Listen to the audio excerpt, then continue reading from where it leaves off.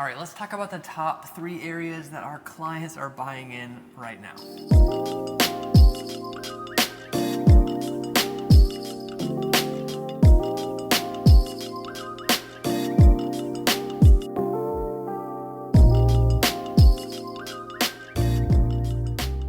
I'm Sam, and this is the Living in Tampa channel, and we make these videos for you about what it's like to live and move to the whole Tampa area.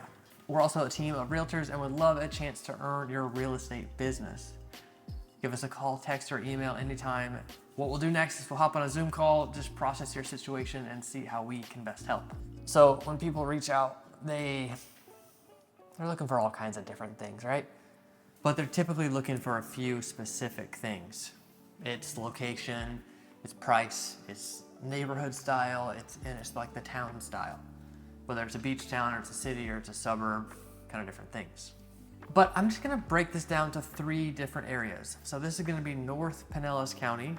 We're gonna talk about southeast of Tampa, and then we're gonna talk about Pasco County, specifically Pasco Suburbs. So when we look at North Pinellas County, we're talking about Tarpon Springs being the far north. Also kind of far north is East Lake. Next you have Palm Harbor, then you have Dunedin. Clearwater comes around there a little bit, but we're kind of gonna draw the line right there. So why would someone want to be in this area? Close to the beach, not that close to Tampa. It's kind of a rough commute unless you're on the far south side of that area. But also it's a little slower, family-focused towns, decent schools, really actually good schools in some of those areas. Good schools is so subjective. You know, you'll probably like the schools. And then there's also a bit more of a town vibe. There's little downtowns, there's, you know, the First Friday kind of things, there's local restaurants more than chains.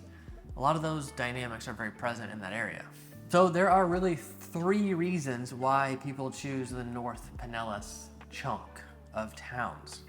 Distance to the beaches, the kind of beach town vibe, smaller town vibe, and good schools. Those are the 3 reasons.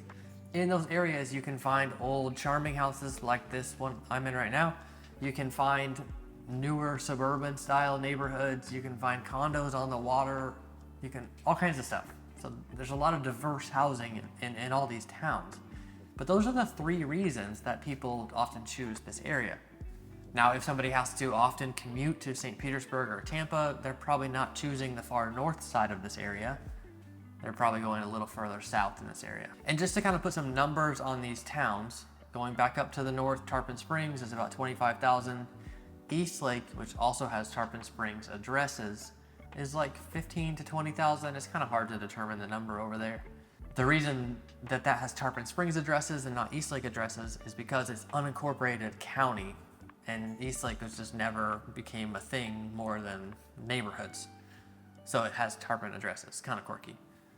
Palm Harbor is about 60,000 people, and then Dunedin is almost 40,000 people. You could go a little further south and include Safety Harbor in this area that people like, because Safety Harbor is, you know, about 18,000 people on the other side of the peninsula, like facing the Tampa Bay, and has a similar kind of small town, good school vibe. The next area that our clients are choosing a lot right now, which is kind of far from us, but it's easy to, you know, get out there and help our clients, is southeast of Tampa. So there's one neighborhood that people are often drawn to called Fishhawk. Fishhawk is a master plan community. I've done a video about it. It's mostly 2 neighborhoods, Fishhawk Ranch and Fishhawk Trails. That's it. Good schools out there, kind of neighborhood vibe. People often choose that area for similar reasons. The distance to something, the vibe, and the schools. Those are 3 big factors. So distance to Tampa would be a big factor from there. A little bit easier to commute to downtown, even though you're commuting with a ton of people. The vibe is kind of like master planned community kind of vibe. Everything kind of matches, and it's really intentional. And then number 3 are the schools. Schools are good out there, highly rated schools. Another town out that way that people choose is called Parrish. You can see right there where Parrish is on the map. Parrish has tons of master plan communities going in right now, tons. Some with like big crystal lagoons like the ones up in Wesley Chapel, and all the developers and all the builders are going fast in Parrish right now. Parrish is in a really unique location. our clients will choose that area because it's kind of equal distance to Tampa and St. Petersburg. So you can have access to both job markets, both cool downtowns, both the Tampa Rays, which are in St. Petersburg, and the football team and the hockey team in Tampa. So a couple reasons to choose Parrish. It's also just a bit cheaper. New construction in those master plan communities can get pretty expensive. Out there, it's a bit more affordable. Okay, and then the third area is Pasco Suburbs. So Pasco County, the north suburb in the area. I jokingly talk about Pasco County at times being a bit more redneck or things like that, like I did in the last video. I live in Pasco County, so for what it's worth. And there are nice, cool communities in Pasco County on both ends of the county.